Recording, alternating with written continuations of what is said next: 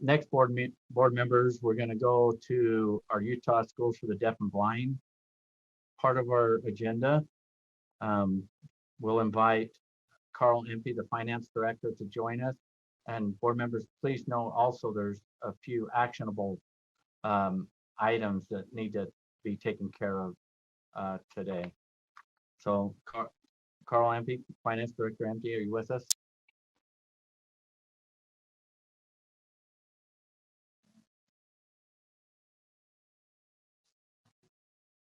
Director? I'm going to text him.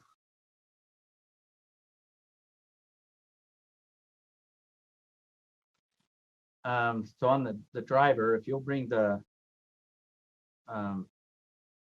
monthly budget up.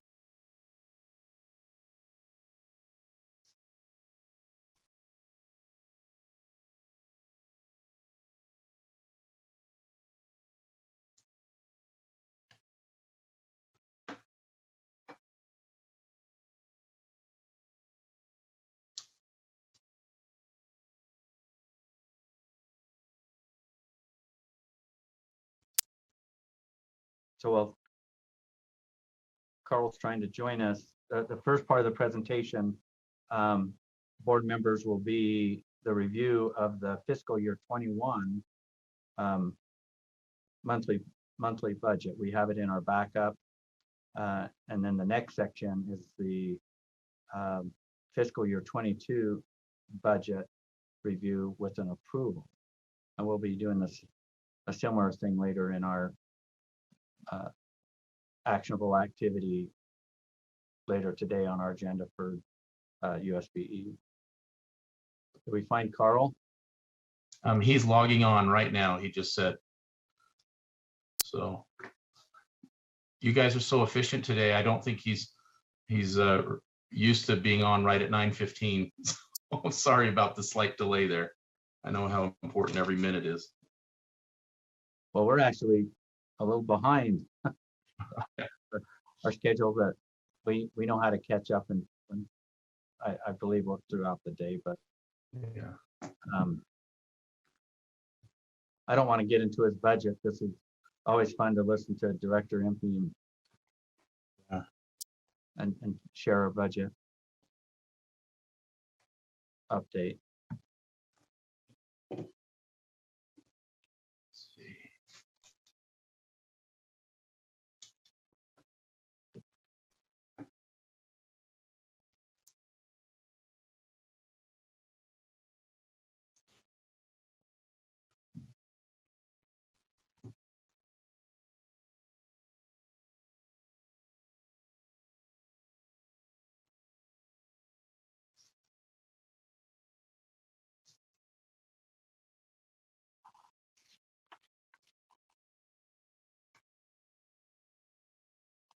So with that interest of time, if it's going to take him a little while to come on, Superintendent, do you want to go to item 3.4?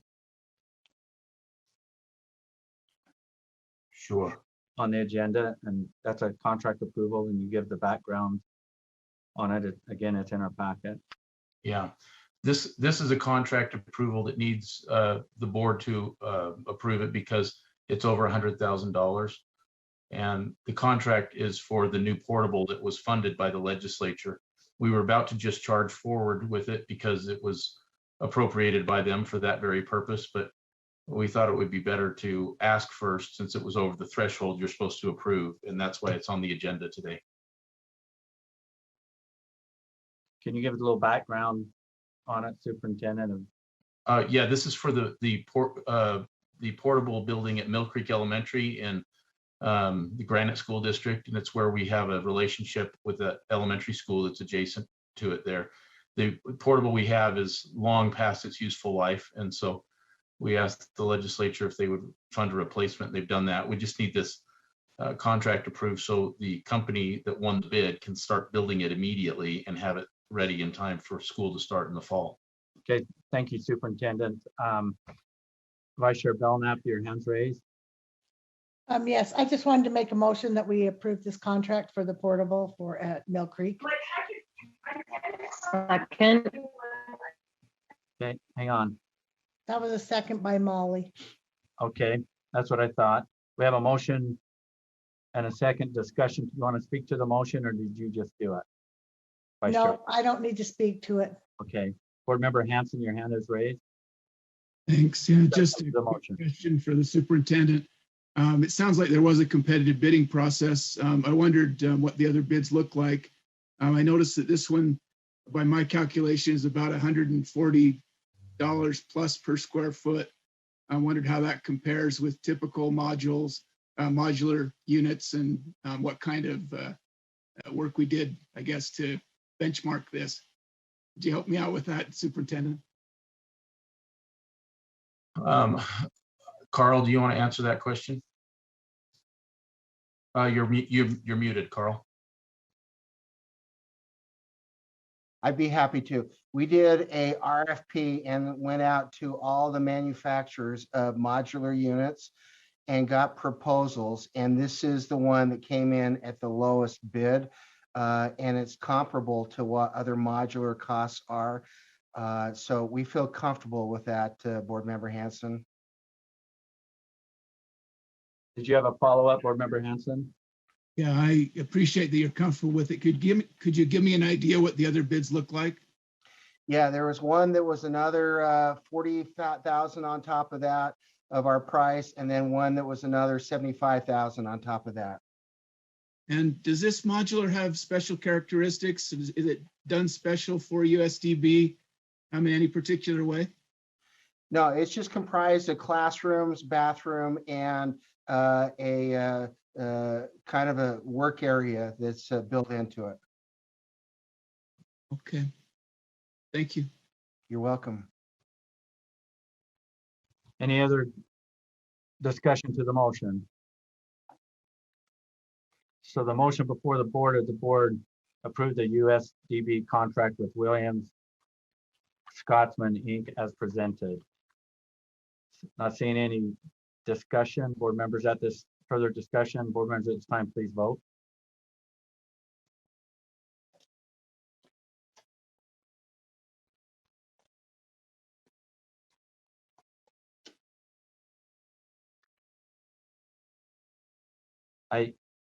Did you see everything? It appears the voting is complete and unanimous.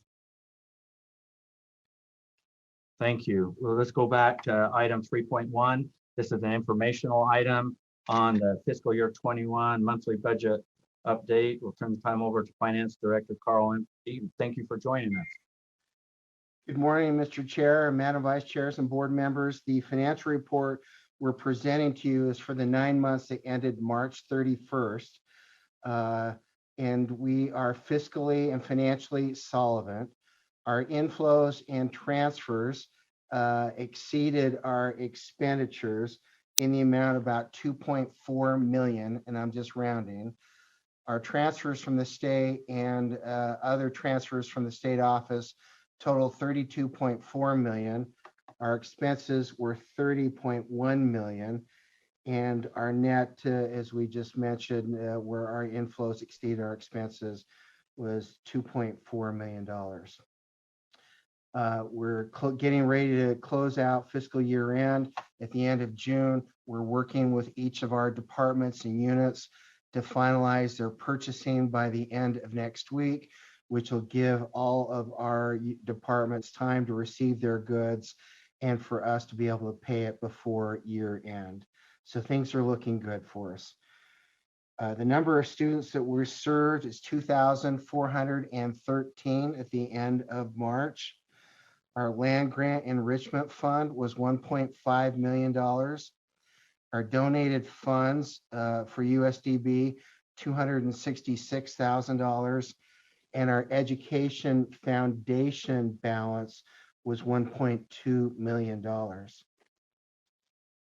On the enrichment funds for fiscal year 21, you had approved 1.6 million in projects, and we've spent so far $487,000. leaving us a balance of 1.2 million. And with COVID, we don't anticipate being able to spend all that money. We have one of the projects was the audiology van that you had approved this year. We've been working with Fleet and with state purchasing, and we've had a delay in getting an RFI issued. It just came back in. We'll be issuing an RFP and award. We'll bring that contract to you for your approval, hopefully next month. And it takes about 9 to 12 months to build a specialized audiology van. So that project isn't going to be completed this year. Will be carried forward into next year's enrichment funds. So the list that you have today doesn't show the audiology van, but we need to have that discussion and have you, the advisory council approved it, and we need to have you folks review it and approve the projects for fiscal year 22 as well, in addition to the audiology van. And that's my financial report. I'd be happy to answer any questions, Mr. Chair, that you or your board members may have. Vice Chair Belknap, your hand's raised. Yes, Carl, I'm just wondering if you received all of your expected transfers. Did they all come in? We still have a couple monthly transfers coming in from the state, Vice Chair Belknap, that come in at the first of every single month, but we're in pretty good shape on all of the other transfers. Follow up? Yes, follow up. So how are you going to get these, or are they coming? I mean, Carl, you say they're going to come, but why aren't they here? The state appropriation to us of almost $35 million, we have to submit an invoice or a draw request every single month to the State Division of Finance. And then they transfer the funds to us from there.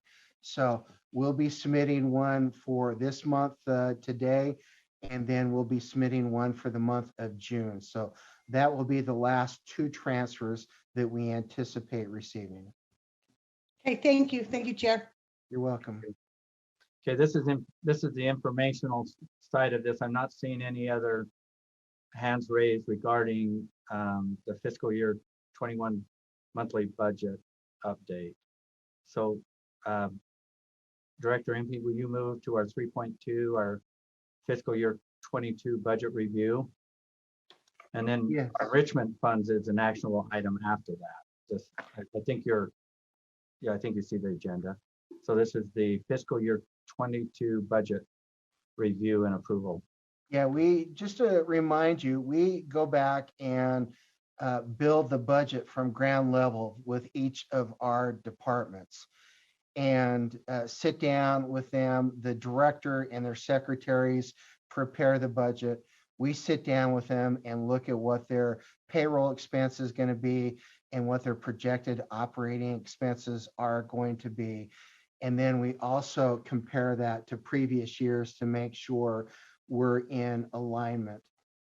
We also then get the needs for additional personnel from our associate superintendents.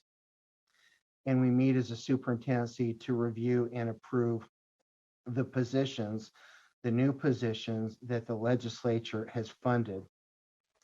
And you may or may not recall, we requested 1.4 million for new positions this past general session, and they approved 700,000. So we weren't able to hire the positions that we needed or wanted to be able to provide the level of service we feel that the kids need. But we did hire and build into the budget $700,000 of new positions. As you can see, if they'll pull up the budget report, the budget, the overall budget is about $49+ million, and it balances to our revenues, projected revenues that we anticipate coming in. And I'd be happy to answer any questions that you all may have in regards to the budget preparation. So I'm not seeing any questions right now, but I just want to applaud you getting this in and getting it before us early so we can review. And a lot of times there's at the last second there's some amendments or changes and that, but you're kind of ahead of the curve here on putting that budget. Thank the you. Fiscal year 22 budget together. So thank you. We do have questions on it. Let's see, Board Member Hanson. Thanks. Just a couple of questions. First, I see that the budget's up about 6 million from last year. I wondered, Carl, if you could comment on what the main reason for that is. And then also, if you could just remind us how many students we're serving on campus and how many students we're serving as outreach students as part of this budget, I'd appreciate that. Yeah, I'd be happy to. The largest expense item for our budget, Board Member Hanson, is payroll. And that has increased. The cost of benefits has increased. We also have increased revenues that the State Department of Health projects for our Medicaid, which is almost about $1.67 million higher than what we were going to receive and received in previous years. So the staffing on that has increased our expenses as well. Transportation costs for busing our kids is another big significant expense in our overall budget, and that totals about 4.7 million this year. The number of kids we're serving on campus is approximately 1,503, and the overall kids that we're serving is 2,413. Do you have a follow-up? No, I appreciate the information. That helps me to put things in context. Thank you, Carl. Appreciate it. You're welcome. I might add that there are more students than that we're even serving in very limited ways, such as audiology throughout the state and other things. They're not actually on one of our teacher caseloads, but we are required to provide those services to them.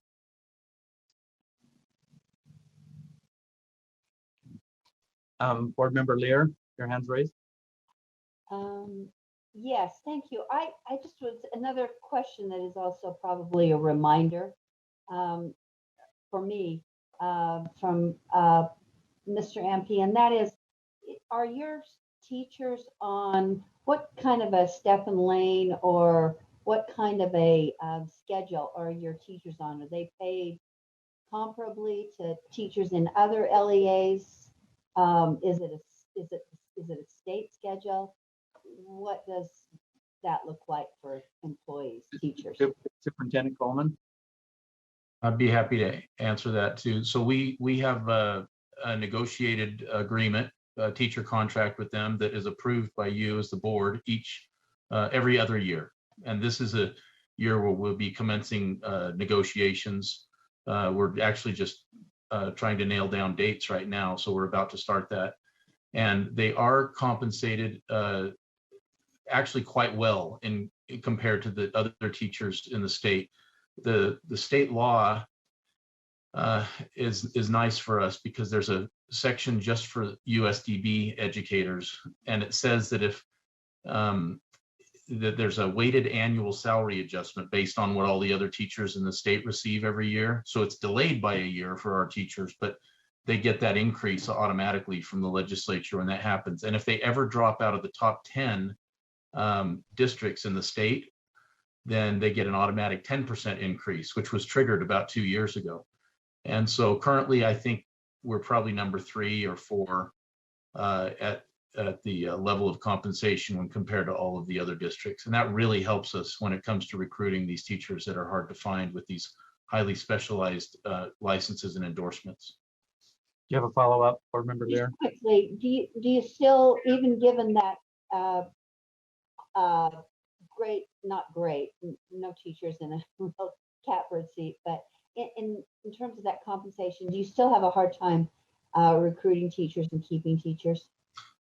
We don't have a hard time keeping them, but we do have a hard time finding one group of teachers in particular, and that is teachers who use ASL.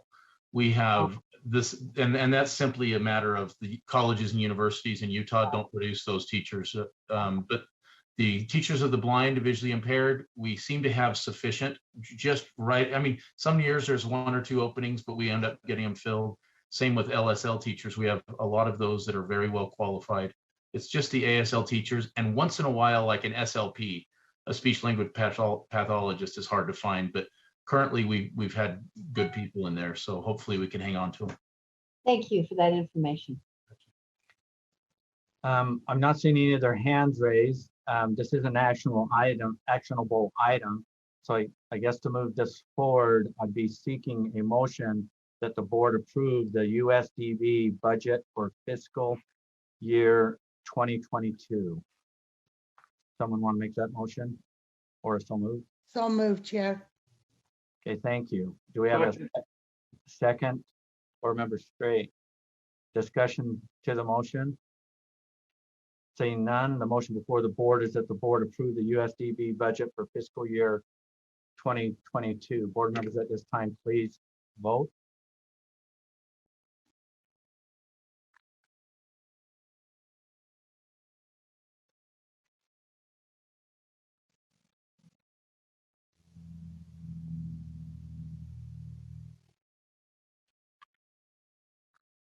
I think I saw all of them except board member Klein.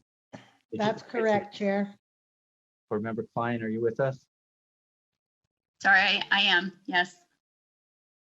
Are you, is your voting tool working, or do you want to do a vocal? Are you in favor? Oh, thank you. The voting is complete and the motion passes unanimously. Thank you. The next item, Director Empey, is 3.3, which is actionable on the fiscal year 22 enrichment funds. Are you ready to present on that? I am.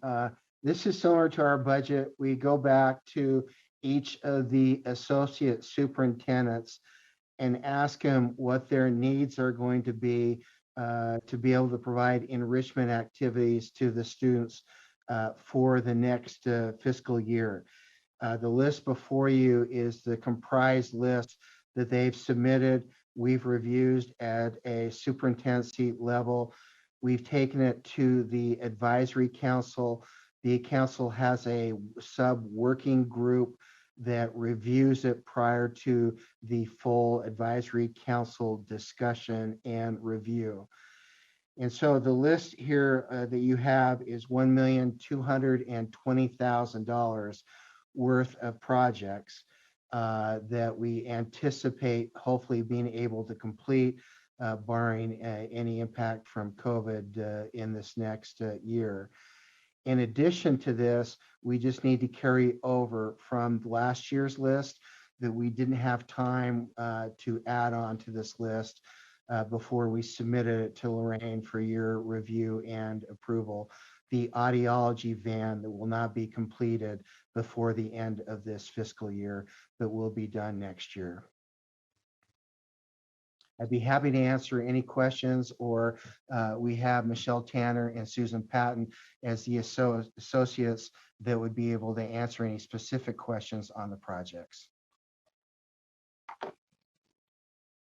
Okay, so I don't have a motion prepared, but I can put a motion together to include the USDB fiscal year 21 enrichment fund carry forward project, which is already in existence. It's already in that queue, but discussion and question. Board member Earl. Sorry, can you pull the, well, I guess you're putting a motion together. Give me just a second. There was one I had a question on. I should have wrote the name of it down because as soon as you clicked out, I didn't remember the name. Oh, it was the reading clinic. Can you tell me maybe just some details about the reading clinic as far as, and it was the after school reading clinic. Is that associated with any of the universities, or is this just associated with USDB? Or how is that run? Is that a broad type of a thing, or is that coming right into the school itself? Superintendent, do you want to have one of your associates answer that? Yeah. I can Okay. take that one. Okay. We've partnered with the University of Utah Reading Clinic This to is conduct Michelle. that. Hang on. Yes. Introduce yourself, please. My name's Michelle Tanner. I'm the Associate Superintendent of the Deaf. And that line item is one that we work with at the Deaf School. So what we do is we partner with the University of Utah Reading Clinic. They come in, they work with our teachers and aides. As you can imagine, it is very unique to teach reading to deaf and hard of hearing children. So we take some of their strategies, and they teach us and train us, and we adapt them and we apply their principles and their methodologies and adapt them to meet the needs of our deaf students who may not be able to hear. The phonics piece obviously doesn't work. So yeah, they come in, they do a training for us. They come in, do coaching. They come in once a week. We use that to also pay the teachers after school and the aides after school to provide and deliver that instruction. It's in a hybrid model is what we're planning for next year, which will be in person for those parents that works. And we try to also do it virtually for those parents that aren't comfortable with in person. Did you have a follow-up? Yeah, Member? just I wondered about the availability. Is it just, it's, I guess, parents that are interested in it? In other words, how is the information getting out so it could be usable? And yeah, we send that home through the students at school. They all get an awareness of what we call them. We also send it out through Parent Square and let the parents know that Parent Squares is our communication with parents and staff and out in the community. We also notify anybody out in the district. So we have our teachers that go out into the districts. Those are the students that participate online or virtually. thank you. Okay. Jeff, do you want to go back to a proposed motion? Oh, okay. So I'm not seeing any other hands raised, but a motion could be that the board approve the USDB. Well, maybe I should just say it. I'm seeking a motion that the board approve the USDB fiscal year 22 Enrichment Fund project list and approve the USDB fiscal year 21 I'll make that motion. carryover budget. This is Board Member Earl. I'll second that. Okay, so that was that. Board Member Klein. Okay, was the second. Who made them? No, Board Member Klein made the motion and Board Member Earl seconded. Okay. Thank you. I think it was Stacy. It was. Thank you. Oh, thank you. I'm so Not sorry. Ashley. My first motion. Oh, Board Member Hutchins. Okay, thank you. So motion made from Board Member Hutchins and then second by Board Member Earl. Board Member Hutchins, do you want to speak to your motion or has enough been said? I think enough has been said. And I actually thank you for all the additional information you included about each of these projects. It's very helpful. Thank you. Okay, thank you. The motion before the board is that the board approve the USDB fiscal year 22 Enrichment Fund project list and fiscal year 21 carryover budget. I'm not seeing any other discussion, so board members at this time, please vote.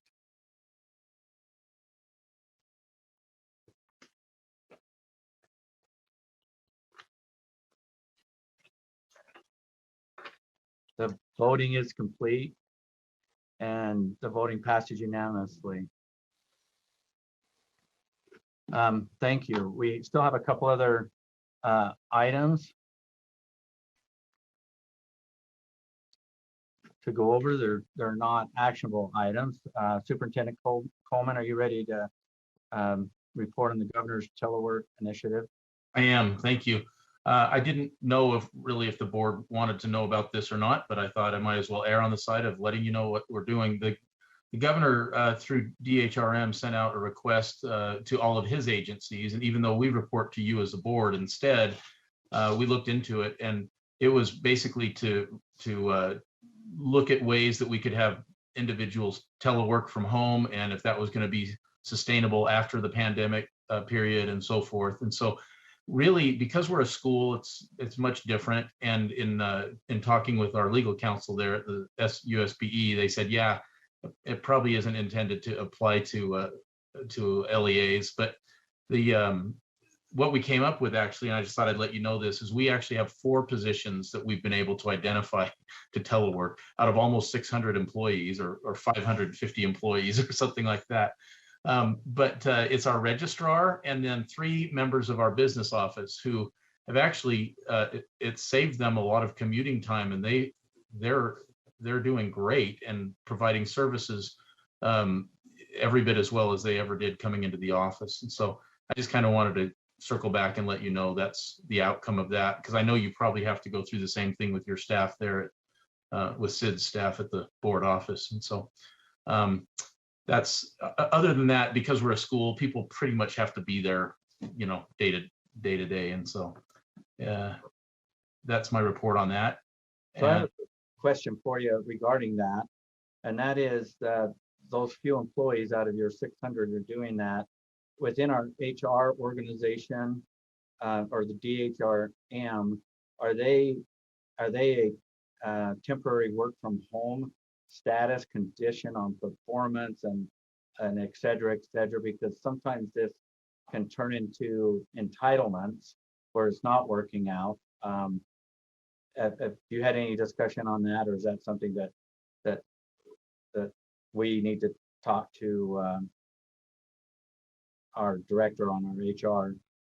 No, our HR people have been involved with us on advising us and setting up. There's an agreement with each employee, and these are the kind of people that actually we would notice immediately if we weren't getting the service level that we needed from them. They are some of our very best, most conscientious employees, and they're fantastic. And so it's been kind of a win-win for both sides, because they don't spend as much time on the road, and they're actually extremely accessible whenever people need them to. And so it's probably going to be a permanent situation. One of them comes into the office still at least once a week to do payroll, but and then all of them are available to come in if there's a special meeting or something.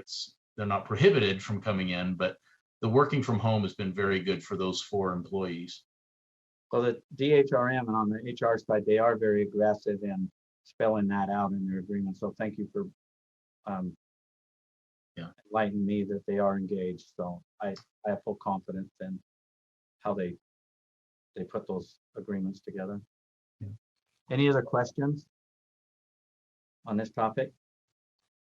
I'm not seeing any hands raised. Let's move to our next superintendent update. And I believe you're tag teaming this with Associate Superintendent Attendance Tanner and Patton. Is that correct? Yes, I'll go through a list that I have here of things just to update you on, and then I'll allow them to fill in any blanks. You'll introduce them, that would be great. Thank you. Okay. When they're coming on. All right. First item is just an update on COVID and testing and so forth.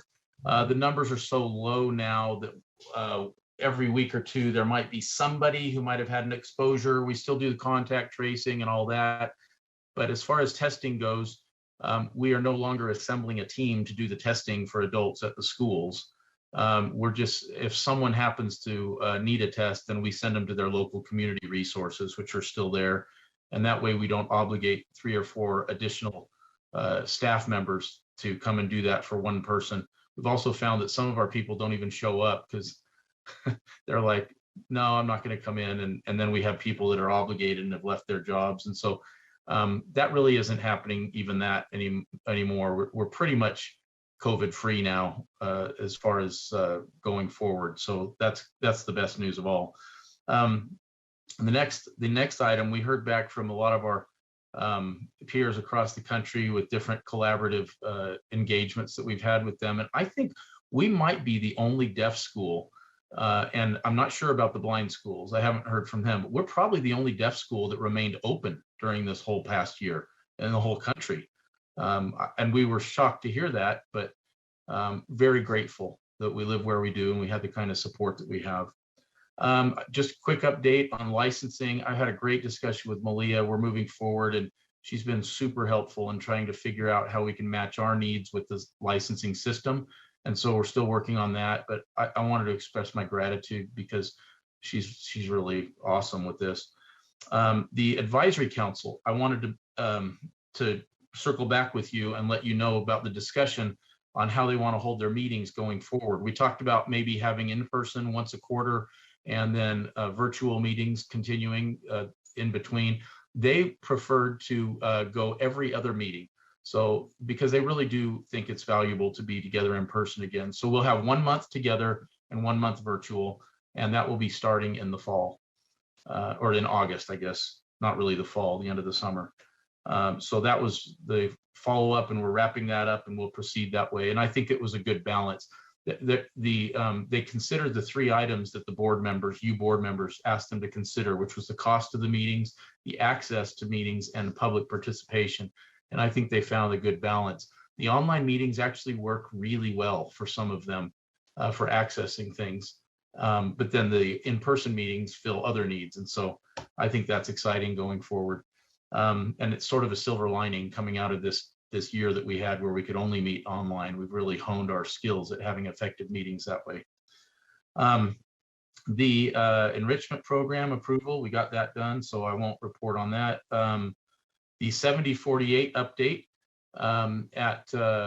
we have, of course, we've sent out invitations to those who want to join us for our final practice run that will be on Utah Lake. And then we're ready to go up there to Tacoma at the beginning of June and get in the water. And we've been joking, hey, look, guys, it's a great thing. Even if you don't finish the race, we're so proud of you. It's our first year, and I'm telling you, Adam Billings and Ryan, of course. Adam said, come hell or high water, we are crossing that finish line. Do not make any mistake. There's no if you don't finish here. And so it's awesome. We're just really excited for that. And we've gotten great attention. We've shared in our Friday letters some of the newspaper articles that were written. We've actually been approached by a company to make a documentary about the team. I don't think we're really at that point to be able to do that, but it was flattering that they would consider us. And so that's good news. An update on the St. George campus, the new portable. Superintendent Michelle Tanner from the deaf school, you're kind of spearheading that since it'll be classrooms for the deaf. Would you like to update the board on that? Sure. Went down last week with Adam Billings, and we're scoping out different locations and properties out in the Washington School District area. We've honed in on the Bloomington Hills Elementary campus. It seems like a great campus. It's got the space. And we are starting the process of getting all the paperwork and the bids and everything to get that moved down to that Bloomington Hills Elementary School. We're excited. We're going to have 4 classrooms in there. That's really great. We're thrilled about that. And then since you already have the floor, Superintendent Tanner, would you maybe want to update the board about the new leadership at our JMS program in Salt Lake City? Yes. So our current leadership, Amy Breinholt is the director at JMS, is a wonderful principal, but has decided she would much rather be in the classroom teaching, that she found greater pleasure doing that. So she is asked to return back to the classroom. So she will be in teaching at our Springville campus, and the assistant director will help with curriculum director needs, which we have struggled to fill that position for a while, help with instructional coach and all the curriculum directors we have across the state. So we'll have that role filled. So both positions are vacant. We've filled them. We've been interviewing extensively. We have a woman, her name is Rachel Benedict.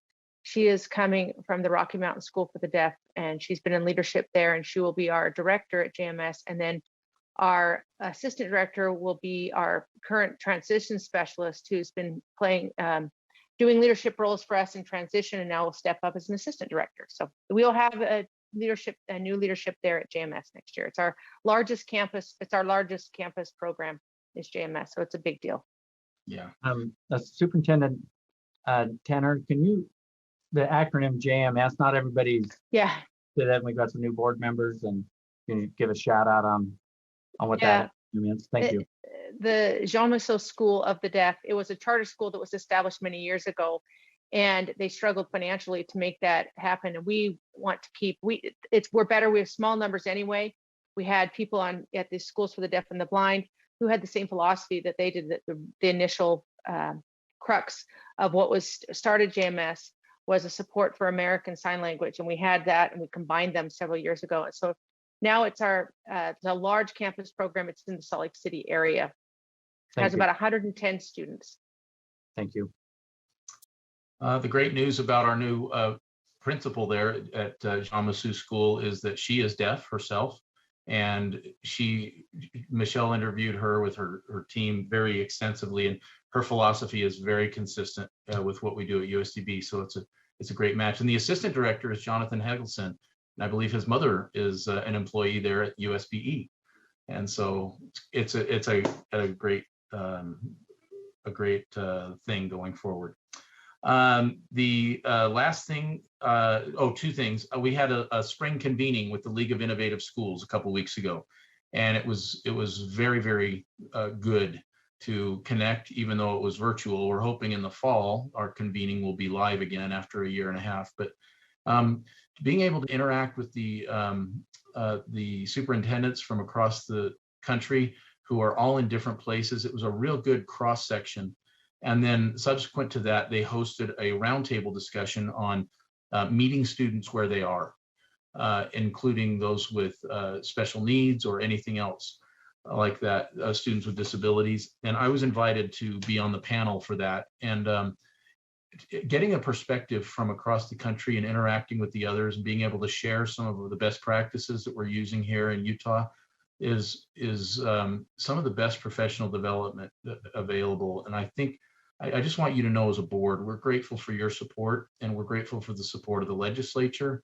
And I'm telling you, if I had a nickel for every time that people say, wow, how can we get our system set up the way Utah has? That's just ideal for the kids. And they have to fight through so many other barriers that we just don't have. And that's a perspective I wanted to share with you so that you can take great pride in that and understand just how fortunate we are here. And then the last item is that we just won another national an award, an architectural award for the new school building in Springville. And I sent an email out to the board with that announcement, which is great. So we're 2 for 2 now. We've won about 4 or 5 awards for the Salt Lake building that we built and the Springville building. And probably none of that credit goes to me at all. Most of that credit goes to the associate superintendent for the deaf school, the blind school, who at the time was Carolyn Lassiter, and then our amazing architects and the great team at the state Division of Construction and Facilities Management who managed the project and did an amazing job despite soaring costs. I remember this is my last comment. At the beginning of our first project, the architect told us, superintendent, it doesn't cost any more to build a beautiful school than it does to build an ugly school. So we're going to make your buildings look awesome. And these awards just show that. And so Jacoby Architects really deserve a lot of credit for guiding us through this whole process. Susan Patton, Superintendent Patton, we didn't hear much from the blind school on today's superintendent report. Is there anything that you'd like to add and update the board on?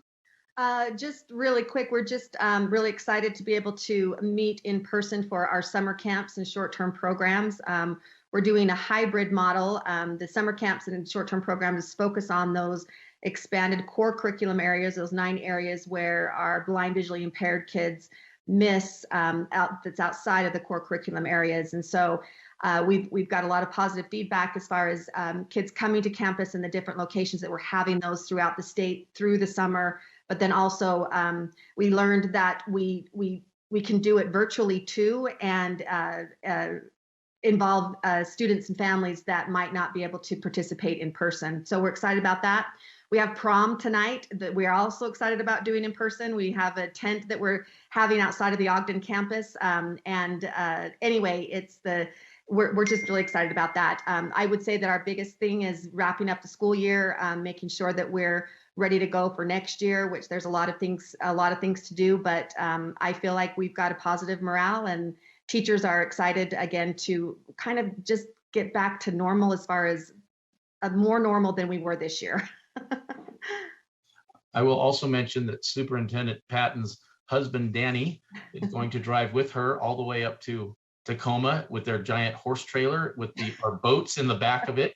And they're going to be making that exodus themselves while the athletes fly up there and prepare themselves physically for the 48-hour race. Yes, we are nothing if we're not classy. So we're taking our horse trailer to transport the boats. But I will say I was able to see our yacht club kids launched in Willard Bay. They did that 2 weeks ago and went overnight. And I was amazed at the excitement of our students. I was kind of dreading it for them because they were going overnight. That was the entire point, was to see of the trip, was to see what needed to happen, how they were going to arrange their sleep schedules and whatnot. I was just very anxious about the whole thing, but they're very excited. And so we're really wanting to provide a positive experience so that we can do this again next year, and it won't be something that is so dreadful for them because it's such hard work. So I will say that.